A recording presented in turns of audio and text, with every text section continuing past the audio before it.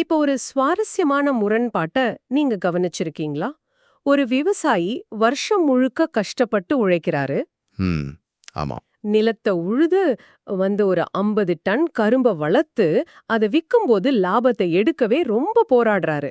ஆனா அதே ரோட்டோரத்துல ஒரு சின்ன மிஷினை வச்சுக்கிட்டு கரும்பு ஜூஸ் விக்கிறவரை பாத்தீங்கன்னா எந்த பெரிய ரிஸ்க்கும் இல்லாம தினமும் ஒரு நல்ல லாபத்தை பாத்துடுறாரு. கரெக்ட். இது ரொம்ப பொதுவான ஒரு விஷயம்தான். இது ஏன் நடக்குதுன்னு நீங்க எப்பவாச்சும் யோசிச்சிருக்கீங்களா? இதுதான். அதாவது ஒரு மூலப்பொருளை உருவாக்குறதுக்கும், அத ஒரு முழுமையான தயாரிப்பா மாத்துறதுக்கும் நடுவுல இருக்கிற வித்தியாசம். ஆமா. வெறும் உழைப்பு மட்டும் போடுறது ஒரு வகைனா, அந்த உழைப்போட கொஞ்சம் மதிப்பு கூட்டுறது, அதாவது வேல்யூ அடிஷன் பண்றது முற்றிலும் வேறொரு வகை. சரியா சொன்னீங்க. இன்னைக்கு நாம பண்ண போற இந்த விரிவான அலசல்ல அந்த முரண்பாட்டை எப்படி உடைக்கிறது அப்படிங்கிற சில தரவுகளை தான் பார்க்க போறோம். கண்டிப்பா. இது ரொம்ப முக்கியமான ஒரு டாபிக். வெறும் 1 ஏக்கர் கரும்பு விவசாயத்தை எப்படி ஒரு லாபகரமான தொழிலா மாத்துறது அப்படிங்கிற துல்லியமான கணக்கீடுகளை இந்த தரவுகள் நமக்கு கொடுக்குது. நிச்சயமா. இது ஏதோ விவசாயிகளுக்கு மட்டுமான பாடம்னு நீங்க நினைச்சிட வேண்டாம். நீங்க ஒரு ஐடி ஊழியரா இருக்கலாம், இல்ல சொந்தமா ஒரு ஸ்டார்ட் அப் நடத்துபவரா கூட இருக்கலாம். ஆமா, யாருக்கு வேணாலும் இது பொருந்தும். ஒரு மூலப்பொருளை எப்படி ஒரு பிசினஸ் மாடலா மாத்துறது, எப்படி சந்தையில நமக்கான விலையை நாமே நிர்ணயிப்பது அப்படிங்கிறதுக்கான ஒரு சூப்பரான கேஸ் ஸ்டடியா இது இருக்க போகுது. முற்றிலும் உண்மை.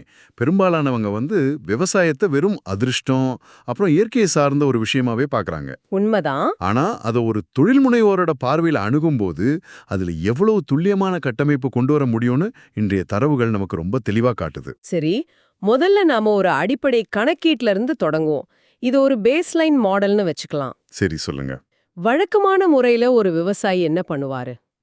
1 ஏக்கர் நிலத்துல நடவு செய்வாரு. அதற்கான செலவுகளை பாத்தீங்கன்னா, உழவுக்கு ஒரு 10,000, ஆமா.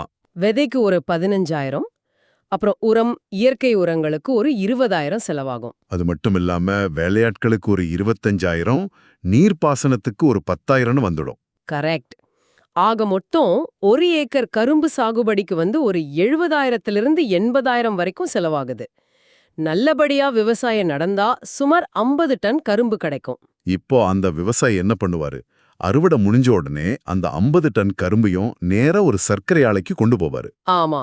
சர்க்கரை ஆலைகளுக்கு நேரடியா வித்தா இந்தியாவுல ஒரு டன்னுக்கு சராசரியா 3,000 3,500 வரைக்கும் கிடைக்கும். நாம ஒரு டன்னுக்கு 3,200 ரூபாய்னு வச்சுக்கிட்டா கூட 50 டன்னுக்கு மொத்தம் 1,60,000 கிடைக்கும். ஆமா, சரியா சொன்னீங்க. இதுல இருந்து நாம முன்னாடி பார்த்த செலவான அந்த 80,000 கழிச்சிட்டா அந்த விவசாயியோட கையில மிஞ்சுற நிகர லாபம் வெறும் 80,000 இல்லனா அதிகபட்சம் 90,000 மட்டுமே. ஆமா. ஒரு வருஷம் முழுமையான உழைப்புக்கு இது ரொம்பவே குறைவான லாபம் இல்லையா? இது குறைவான லாபம் மட்டும் இல்ல, இது ரொம்ப ஆபத்தான ஒரு வணிக முறையும் கூட. எப்படி சொல்றீங்க? இத பிசினஸ் மொழியில பிரைஸ் டேக்கர் மாடல்னு சொல்லுவாங்க. அதாவது சந்தை என்ன விலை சொல்லுதோ அதை நீங்க ஏத்துக்கிட்டே ஆகணும். உங்களுக்கு பேரம் பேசுற உரிமையோ அதிகாரமோ கிடையாது. ஓ, அந்த அளவுக்கு நிலைமை மோசமா இருக்கா? ஆமா. இதுக்கு ஒரு மிக முக்கியமான காரணம் இருக்கு. கரும்பு அறுவடை செய்யப்பட்ட அடுத்த 24 இருந்து 48 மணி நேரத்துக்குள்ள அதோட எடையும் அதுல உள்ள சர்க்கரையோட அளவும் குறைய தொடங்கிடும். ஓ, அதாவது அந்த மூலப்பொருளுக்கு ஒரு எக்ஸ்பைரி டேட் இருக்கு. அது ரொம்ப சீக்கிரமா கெட்டு போயிடும். மிகச்சரியா. கரும்பு வெட்டப்பட்ட உடனே அது கெட்டுப்போக தொடங்கும்னு சர்க்கரை ஆலைக்கு ரொம்ப நல்லாவே தெரியும். புரியுது. இவன் எப்படி இந்த வித்து தான் ஆகணும், வேற வழி இல்ல அப்படிங்கிற லாஜிக் தான் ஆலைகளுக்கு அந்த அதிகாரத்தை கொடுக்குது. கரெக்ட். உங்க பொருளோட ஷெல்ஃப் லைஃப், அதாவது அதை சேமிச்சு வைக்கிற கால அளவு எவ்வளோ குறைவா இருக்கோ அவ்வளோக்கு அவ்வளோ உங்க பேரம் பேசுற திறனும் குறைஞ்சிடும். இது ஒரு மிகப்பெரிய பிசினஸ் பாடம். உங்க தயாரிப்பை உங்களால இருப்பு வச்சு விற்க முடியலனா வாங்குறவர் வைக்கிறது தான் சட்டம். ஆமா. சரி, இந்த ஏகபோகத்தை எப்படி உடைக்கிறது? இந்த இடத்துல தான் நாம அலசும் தரவுகள் மதிப்பு கூட்டல் அப்படிங்கிற ஒரு பிரமாண்டமான தீர்வை கொடுக்குது. அதாவது வேல்யூ அடிஷன். கரும்பு அப்படியே ஆலைக்கு கொடுக்காம அதை நீங்களே வெல்லமா மாத்துனா லாபம் பல மடங்கு உயரும்னு அந்த தரவுகள் சொல்லுது. ஆமா. வெள்ளமா மாத்துறது அப்படிங்கிறது வெறும் வடிவத்தை மாத்துறது கிடையாது. நீங்க உண்மையில நேரத்தை விலைக்கு வாங்குறீங்க. வாவ், அது ரொம்ப ஆழமான ஒரு பாயிண்ட். நேரத்தை வாங்குறீங்களா? ஆமா. சில நாட்கள்ல கெட்டு போற ஒரு கரும்ப பல மாசங்கள் வரை கெடாத ஒரு பொருளா மாத்துறீங்க. உங்க பொருளோட ஷெல்ஃப் லைஃப் கூடுது. கரெக்ட். இப்போ உங்களை யாரும் கட்டாயப்படுத்த முடியாது. சந்தையில வெள்ளத்துக்கு எப்போ நல்ல விலை வருதோ அப்போ நீங்க வித்துக்கலாம். உங்களுக்கான விலையை நீங்களே நிர்ணயிக்கிற ஒரு பிரைஸ் மேக்கரா நீங்க மாறிடுறீங்க. அருமை. ஆனா ஒரு நிமிஷம் இருங்க. நான் அந்த எண்களை பார்த்தேன். 10 டன் கரும்புல இருந்து 1 டன் வெல்லம் கிடைக்கும்னு சொல்லப்பட்டிருக்கு. ஆமா, சரியானதுதான். அப்படியானா நம்மளோட 50 டன் கரும்புல இருந்து 5 டன் வெல்லம் கிடைக்கும். அதாவது 5000 கிலோ வெல்லம். ம் 1 கிலோ வெல்லம் சராசரியா 60 ரூபாய்க்கு வித்தா கூட 5000 கிலோவை 60ஆல பெருக்கினா 3 லட்சம் ரூபாய் வருது. ஆமா, லாபம் நல்லா இருக்குல்ல. லாபம் 3 லட்சம்னு பார்த்த உடனே எனக்குள்ள ஒரு சந்தேகம் வந்துச்சு. இங்க நான் ஒரு கேள்வியை கேட்க விரும்புறேன். கேளுங்க, கண்டிப்பா. 3 லட்சம் அப்படிங்கிறது வெறும் வருமானம் தானே, அது நிகர லாபம் கிடையாதே. ஆமா, இது ரெவென்யூ தான். கரும்பு அப்படியே வெட்டி ஆலைக்கு அனுப்புறது சுலபம். ஆனா அத வெல்லமா மாத்துறது அப்படிங்கிறது ஒரு மினி ஃபேக்டரியை நடத்துறது போல இல்லையா? கண்டிப்பா.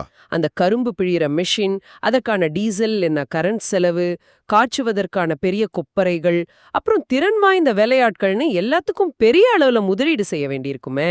நீங்க கேக்குறது மிகச் சிறப்பான ஒரு கேள்வி. இந்த செலவுகள் எல்லாம் கழிச்சிட்டா லாபம் எங்க மிஞ்ச போகுது? நீங்க சொல்றது 100க்கு 100 உண்மை. ஒரு விவசாயியா இருந்து உற்பத்தியாளரா மாறும்போது இந்த கேபிட்டல் எக்ஸ்பெண்டிச்சர் அப்புறம் ஆபரேஷனல் காஸ்ட் இதெல்லாம் நிச்சயமா இருக்கும். அந்த இயந்திரங்களை வாடகைக்கு எடுத்தாலோ இல்ல சொந்தமா வாங்கினாலோ விறகு ஆட்கூலி எல்லாம் சேர்த்து ஒரு சீசனுக்கு கூடுதலா ஒரு 40,000ல இருந்து 50,000 வரைக்கும் செலவாகும். ஆமா, அப்ப லாபம் குறையுமே. ஆனா கணக்கிட்டு பாருங்க, 3 லட்சம் ரூபாய் வருமானத்துல உங்க விவசாய செலவு ஒரு 80,000, அப்புறம் இந்த வெள்ளம் காய்ச்சற செலவு ஒரு 50,000ன்னு மொத்தம் 1,30,000 கழிச்சாலும் உங்க கையில நிகர லாபமா 1,70,000 நிக்கும். ஓஹோ, ஆலைக்கு வித்தா கிடைக்கிற 80-90,000 எங்க, இந்த எல்லா செலவுகளும் போக கையில நிக்கிற 1,70,000 எங்க? இதுதான் ரிஸ்க் ரிவார்ட் ரேஷியோ. நீங்க கூடுதல் உழைப்ப போடுறீங்க, ஒரு புதிய தொழில்நுட்பத்தை கையாள்றீங்க, அதற்கான ரிஸ்க் எடுக்கிறீங்க. ஆமாமா. அந்த சிரமங்கள் எல்லாம் உங்க லாபத்தை இரட்டிப்பாக்குறது மூலமா முழுமையா நியாயப்படுத்தப்படுது. உழைப்புக்கு தகுந்த பலன் இங்க நிச்சயமா இருக்கு. சரி, சட்டரி ஆலைகளோட ஆதிக்கத்தை எப்படி உடைக்கிறதுன்னு பார்த்துட்டோம். ம். இப்போ உற்பத்தியை எப்படி ஆப்டிமைஸ் செய்யறதுன்னு பாப்போம். சரி. அதாவது நமது ஃபேக்டரியோட தரைத்தளமான நிலத்தை எப்படி புத்திசாலித்தனமா பயன்படுத்துறது. ம் இந்த தரவுகள்ல கரும்புல பல ரகங்கள் இருந்தாலும் CO 86-032 அப்புறம் CO 0238 அப்படிங்கிற குறிப்பிட்ட ரகங்களை தேர்ந்தெடுக்கணும்னு அழுத்தி சொல்லியிருக்காங்க. அது ஏன்? அதுக்கு ஒரு முக்கியமான காரணம் இருக்கு. எல்லா கரும்பும் ஒண்ணுதானே, அதிக எடையை தரும் அப்படிங்கறதாலா? எடையை விட மிக முக்கியமானது சுக்ரோஸ் ரெக்கவரி அப்படின்னு சொல்லப்படுற சர்க்கரையோட அடர்த்தி. ஓ, சர்க்கரையோட அடர்த்தியா? ஆமா, நீங்க ஒரு சாதாரண ரகத்தை பயிரிட்டா அதிலிருந்து வர்ற சாறு ரொம்ப தண்ணியா இருக்கும். அத வெல்லமா மாத்துறதுக்காக கொப்பரையில ஊற்றி காய்ச்சும் போது அந்த தண்ணீர் ஆவியாக ரொம்ப அதிக நேரம் எடுக்கும். அப்போ விறகு நிறைய செலவாகும் இல்லையா? கரெக்ட். உங்களுக்கு விறகு செலவு அதிகரிக்கும் நேரமும் வீணாகும். ஆனா இந்த CO 860032 மாதிரியான ரகங்கள்ல சாறு ரொம்ப கெட்டியா இருக்கும். சூப்பர். அதனால குறைந்த நேரத்துல குறைவான எரிபொருள் செலவுல அதிக வெல்லத்தை நீங்க பெற முடியும். இது நேரடியா உங்க உற்பத்தி செலவை குறைக்கும் ஒரு அற்புதமான உத்தி. வாவ், நம்ம தேர்ந்தெடுக்கிற விதையோட ரகமே பின்னாடி நம்ம ஃபேக்டரியோட எரிபொருள் பில்ல தீர்மானிக்குது அப்படிங்கிறது எவ்ளோ பெரிய பிசினஸ் லாஜிக். உண்மைதான். அடுத்ததா தரவுகள்ல இன்னொரு உத்தி சொல்லப்பட்டிருக்கு. அது ஊடுபயிர், அதாவது இன்டர்கிராப்பிங். ஆமா, இது ரொம்ப இன்ட்ரெஸ்டிங்கான பகுதி. கரும்பு வளர்றதுக்கு ஏறக்குறைய 1 வருஷம் ஆகும். அந்த இடைவெளியில கரும்பு வரிசைகளுக்கு நடுவுல நிலக்கடலை இல்லனா குறுகிய கால காய்கறிகளை பயிரிட்டா கூடுதலா ஒரு 20,000லிருந்து 40,000 வரைக்கும் வருமானம் வரும்னு சொல்றாங்க. ஆமா, வருமே. ஆனா இத படிக்கும்போது எனக்குள்ள ஒரு தயக்கம் வந்துச்சு. என்ன தயக்கம் அது? கரும்பு ஒரு பிரம்மாண்டமான பயிர், அதுக்கு நிறைய ஊட்டச்சத்து தேவை. இப்ப நடுவுல நாம நிலக்கடலைய நட்டா அது கரும்புக்கு செல்ல வேண்டிய தண்ணிய, உரத்தை, ஊட்டச்சத்தை திருடிடாதா? மெயின் பயிரோட மகசூல் குறைஞ்சிடாதா? இது பலருக்கும் வர்ற ஒரு இயற்கையான சந்தேகம்தான். ஆனா எந்த பயிரை ஊடு பயிரா தேர்ந்தெடுக்கிறோம் அப்படிங்கறதுல தான் அந்த ஸ்மார்ட்னஸ் அடங்கியிருக்கு. அப்படியா? எப்படி சொல்றீங்க? நிலக்கடலை அப்படிங்கிறது லெக்யூம் வகையை சேர்ந்த ஒரு தாவரம். இதோட சிறப்பம்சம் என்னன்னா, இது மண்ணிலிருந்து நைட்ரஜனை உறிஞ்சாது, மாறா இது நைட்ரஜனை உருவாக்கும். உருவாக்கும்னா அதுவே ஒரு உரம் போல செயல்படுமா? துல்லியமா சொன்னீங்க. இந்த வகை செடிகளோட வேர்கள்ல ரைசோபியம் அப்படிங்கிற பாக்டீரியா முடிச்சுகள் இருக்கும். ஓ, ரைசோபியம். ஆமா, இது காத்துல உள்ள நைட்ரஜனை உறிஞ்சி அதை மண்ணுல நிலைநிறுத்தும். இதனால உங்க முக்கிய பயிரான கரும்புக்கு பாதகம் வர்றதுக்கு பதிலா அது இயற்கையாவே கரும்புக்கு தேவையான நைட்ரஜன் உரத்தை இலவசமா கொடுக்குது. இது நம்பவே முடியாத ஒரு உத்தியா இருக்கு. ஆமா, வீணா இருக்கிற இடத்தை நிரப்புறோம், 3 மாசத்துல கடலைய வித்து ஒரு 30,000 ரூபாய் லாபம் பாக்குறோம். அதோட அந்த செடி நமக்கு கரும்புக்கு இலவசமா உரமும் போடுது. கரெக்ட். அதாவது நம்ம நிலத்துக்கு உரம் போடுறதுக்காக யாரோ நமக்கு காசு கொடுக்கறாங்க அப்படின்னு சொல்லுங்க. அதுதான் ஊடுபயிரோட அறிவியல். இயற்கையோட ஒத்துழைப்போட நம்ம லாபத்தை அதிகப்படுத்துறது. சரி, இந்த தரவுகள்ல எனக்கு ரொம்ப பிடிச்ச, என்னை ரொம்ப ஆச்சரியப்படுத்தின ஒரு பகுதிக்கு இப்ப வருவோம். அது ரட்டூன் பயிர், அதாவது மருதாம்பு முறை. இது செலவு குறைக்கிறதுக்கான மிகச்சிறந்த மாடல். இதை நான் கொஞ்சம் விளக்குறேன். மருதாம்பு அப்படிங்கிறது ஒரு முறை கரும்பை அறுவடை செஞ்ச பிறகு மறுபடியும் நிலத்தை உழுது புதிதா விதைச்சு மறுபடியும் ஆரம்பத்திலிருந்து தொடங்க தேவையில்லை. ஆமா. நீங்க கரும்பை வெட்டின பிறகு நிலத்துல மிஞ்சி இருக்கிற அந்த வேர்கள்ல இருந்தே 2வது முறையா மறுபடியும் கரும்பு வளர தொடங்கும். இத பிசினஸ் கணக்கீட்டோட இணைச்சு பாருங்க. இப்போ சொல்லுங்க. முதல் முறை நீங்க கரும்பு பயிரிடும்போது நிலத்தை உழுவதற்கு ஒரு 10,000, விதை கரும்புக்கு ஒரு 15,000ன்னு சுமார் 25,000 செலவு செஞ்சீங்க. ஆனா இந்த மருதாம்பு முறையில அந்த 25,000 செலவு முழுமையா குறைஞ்சு 0க்கு வந்துடுது. உள்கட்டமைப்பு ஏற்கனவே தயாராவே இருக்கு. நீங்க செய்ய வேண்டியது பராமரிப்பு மட்டும்தான். இதை நான் அப்படியே நமது கார்ப்பரேட் இல்லனா ஐடி துறைக்கு ஒப்பிட்டு பார்க்கறேன். நீங்க இந்த நிகழ்ச்சியை கேட்டுக்கிட்டு இருக்கிற ஒரு சாஃப்ட்வேர் இன்ஜினியரா இருந்தா உங்களுக்கான மருதாம்பு எதுன்னு யோசிச்சு பாருங்க. ரொம்ப பொருத்தமான ஒப்பீடு. இது ஒரு SaaS மாடல் போல இருக்கு. ஒரு மென்பொருளை உருவாக்க நீங்க பல மாசங்கள் உழைச்சு பல லட்சம் முதலீடு செய்றீங்க. ஆனா அதை உருவாக்கி முடிச்ச பிறகு அடுத்தடுத்த வாடிக்கையாளர்களுக்கு அதை விக்கும்போது உங்களுக்கு எந்த ஒரு புதிய உற்பத்தி செலவும் ஆகிறதில்ல. கரெக்ட். ஒரு முறை உருவாக்குறீங்க, பலமுறை லாபம் பாக்குறீங்க. மிக சரியான ஒப்பீடு தாங்க இது. உங்களோட முதல் முதலீட்டோட வாழ்நாள் மதிப்பை எப்படி அதிகபட்சமா பிழிந்தெடுப்பது அப்படிங்கிறது தான் இந்த மருதாம்பு உத்தி. சரி, நாம இப்போ இந்த அலசலோட மிக முக்கியமான இறுதி கட்டத்துக்கு வந்துட்டோம். சொல்லுங்க. உற்பத்தியை பெருக்கியாச்சு, செலவை குறைச்சாச்சு, வெள்ளம் மூலமா லாபத்தை உயர்த்தியாச்சு. ஆனா எந்த ஒரு பிசினஸும் வெறும் காகிதத்துல உள்ள லாபத்தை வச்சு மட்டுமே இயங்கிட முடியாது இல்லையா? கண்டிப்பா முடியாது. அதுக்கான பணப்புழக்கம், அதாவது கேஷ் ஃப்ளோ ரொம்ப முக்கியம். அதுக்காக தரவுகள் ஒரு ப்ரோ ஸ்ட்ராட்டஜி மாடலை முன்வைக்குது. அதுதான் 70க்கு 30 விதி. ஆமா, இது மிகச்சிறந்த ஒரு நிதி மேலாண்மை உத்தி. மொத்தம் உள்ள 50 டன் கரும்புல 70% கரும்பு வெல்லம் தயாரிக்கிறதுக்கும் 30% கரும்பை தினமும் ஃப்ரெஷ் ஜூஸ் விற்கிறதுக்கும் பயன்படுத்தணும்னு அந்த தரவு சொல்லுது. எனக்கு இங்க ஒரு கேள்வி. வெல்லம் தயாரிக்கிறது தான் அதிக லாபம் தருதுன்னு நாமே பேசணும். பிறகு ஏன் 100% கரும்பையும் வெல்லமாவே மாத்தி அதிகபட்ச லாபத்தை ஈட்டக்கூடாது? ஏன் இந்த 30% ஜூஸ் விற்பனை? இது பல பிசினஸ்களும் செய்யற ஒரு பொதுவான தவறு தான். லாபம் வேற, பணப்புழக்கம் வேற. ஓ, ரெண்டும் வேற வேறயா? ஆமா. நீங்க 100%த்தையும் வெல்லமா மாத்துனா அதை மொத்தமா வித்து ஒரு பெரிய தொகையா பேங்க் அக்கவுண்ட்ல சேர்த்து வைக்கலாம். ஆனா அது ஒரு பேட்ச் ப்ராசஸ். புரியுது. அதை வித்து பணமாக்க சில மாசங்கள் கூட ஆகலாம். அது வரைக்கும் உங்க தினசரி வேலையாட்களுக்கு சம்பளம் கொடுக்க, விறகு வாங்க, ஏன் உங்க வீட்டு மளிகை சாமான் வாங்க நீங்க எங்க போவீங்க? ஆமா, காசு இருக்காது. உங்க கையில பணம் இருக்காது. எல்லாமே சரக்கா முடுங்கி போயிருக்கும். இது உங்க பிசினஸ மூச்சு திணற செஞ்சிடும். ரொம்ப தெளிவா புரியுது. அதாவது காகிதத்துல நீங்க லட்சாதிபதி, ஆனா கையில தீ குடிக்க காசு இருக்காது. சரியா சொன்னீங்க. அதனாலதான் இந்த 30% ஜூஸ் விற்பனை.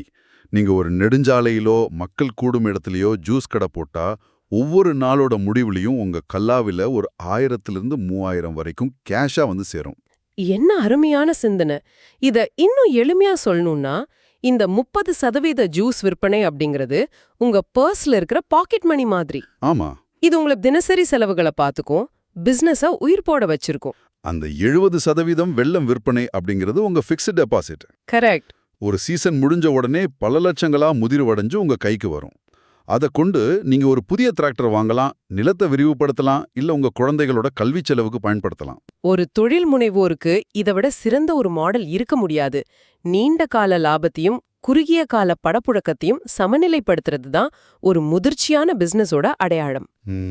இந்த 70க்கு 30 மாடல் அதத்தான் ரொம்ப துல்லியமா செய்யுது. நாம பேச தொடங்குனதுல இருந்து இப்போ வரைக்கும் அனைத்தையும் ஒரு முறை சுருக்கமா பாப்போம். வெறும் 1 ஏக்கர் நிலத்துல நடக்கிற ஒரு சாதாரண விவசாயம், சர்க்கரை ஆலைக்கு மட்டுமே வித்தா லாபம் 90,000. ஆமா. ஆனா மதிப்பு கூட்டல் செஞ்சு வெல்லமா மாத்தும்போது லாபம் கூடுது.